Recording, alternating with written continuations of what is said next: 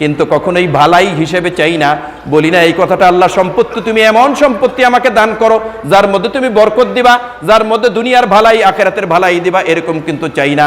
অথচ নবী কি চাইতেছেন, বলতেছেন রব্বি হাবলি মিনাস সলিহিন, ও নবী, ও আল্লাহ, আপনি আমাকে একজন পুত্র সন্তান দান করেন, কিন্তু আমার দাবি হলো যেন ওই পুত্র সন্তানটা যেন নেককার হয়, সন্তানটা যেন কি হয়, নেককার হয়। এইটার দাবি হলো আপনার কাছে আমার। আমরাও কিন্তু এরকমই চাবো সামনে, ঠিক আছে না ইনশাআল্লাহ? আল্লাহু আকবার। আল্লাহ তাআলা সঙ্গে সঙ্গে কি বললেন, বললেন হ্যাঁ দিলাম, ফাবাশশারনাহু বিগুলামিন হালিম।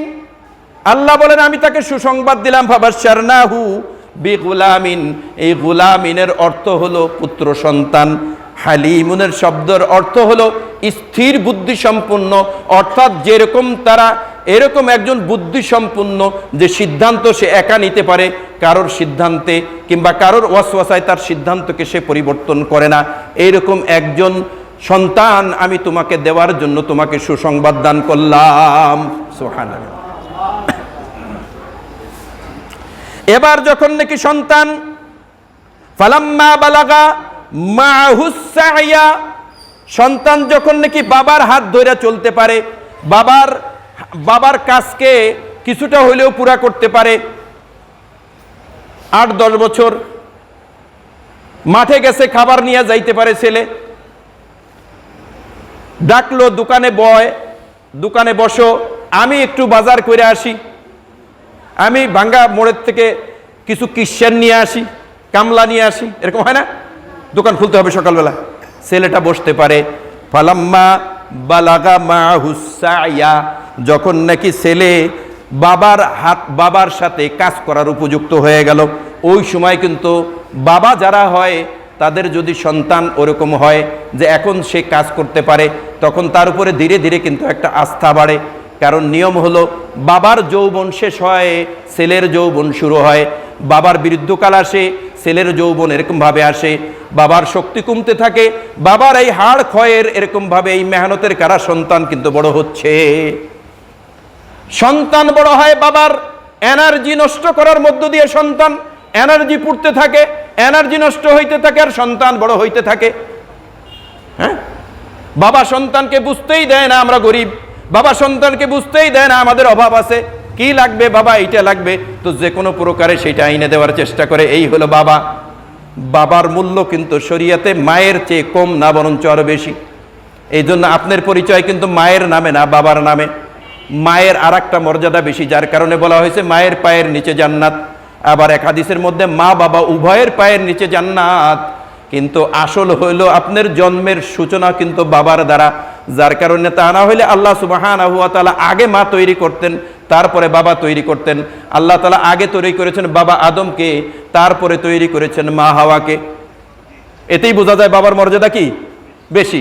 আপনার পরিচয় কি মায়ের নামে দেন না বাবার নামে দেন? বাবার নামে। আল্লাহু আকবার। এবার যখন নাকি আল্লাহ তাআলা বলতেছেন ফালাম্মা বালাগা মাহুস সাইয়া, যখন সন্তান তার উপরে নির্ভরশীল হওয়া যায়, এই পর্যায়ে সন্তান যখন ইসমাইল যখন নাকি পৌঁছে গেল, এই বয়স হয়ে গেল, তখন আল্লাহ সুবহানাহু ওয়া তাআলা তাকে আজীব একটা খাপ দেখাইলেন। সেই ব্যাপারে আল্লাহ তাআলা বলতেছেন ক্বালা ইয়া আবাতি ফাআল,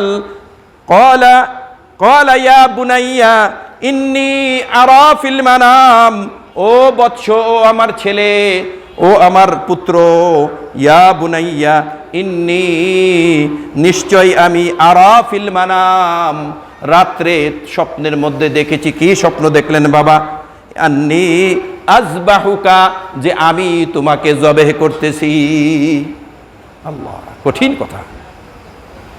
এখন আমরা বলবো এরকম স্বপ্ন তো আমরা কতই দেখি। আমরা এরকম স্বপ্ন অনেক দেখি না? মাইরে ফেলাইতেছে কাউরে, আমরা মেরে ফেলতেছি, হাসতেছি, কাঁদতেছি, তো স্বপ্নের আবার কি? কিন্তু না ভাই, নবীদের স্বপ্ন এইগুলা 100% সত্য। একটা মাসলা বলি আপনাদের, নবীদের যে স্বপ্ন এইটা 100% সব এরকমভাবে সত্য। নবীদের উপরে আল্লাহ তাআলার পক্ষ থেকে যে ওহী নাজিল হয়, এই ওহীর যে দাম, স্বপ্নের একই দাম। স্বপ্নের কি? একই দাম। অর্থাৎ স্বপ্নে যদি কোনো কিছু দেখেন ওইটা বাস্তবে পরিণত করতে হবে। নবীদের স্বপ্ন কখনো এরকম না যে তাবির করতে হয়, অর্থাৎ এটার ব্যাখ্যা করতে হবে। আমি স্বপ্ন দেখলাম, স্বপ্নের ব্যাখ্যা দেন। নবীর স্বপ্নের কোনো ব্যাখ্যা নাই, নবীর স্বপ্ন পুরোটাই ওইরকম, যা দেখছে তাই। তো হযরত ইসমাঈল আলাইহিস সালাতু ওয়াস সালামকে বলতেছেন, ক্বালা ইয়া বুনাইয়া ইন্নী আরা ফিল মানাম, ও বৎস আমি দেখেছি স্বপ্নের মধ্যে। কি দেখলেন আব্বাজান? বললেন আন্নী আযবাহুকা, আমি তোমাকে জবে করতেছি, জবে করে ফেলেছি এটা নয়। কারণ শরীয়ত এখানে বলে যদি জবে করা দেখতেন যে জবে করছেন, রক্ত বের হয়েছে, কল্লা আলাদা হয়ে গেছে, তাইলে কিন্তু আর আসমান থেকে দুম্বা আসার কোনো চান্স ছিল না। বরঞ্চ কি হইতো, এই দুনিয়াবাসীর উপরে ওই স্বপ্নটাই বাস্তবায়ন হয়ে যেত।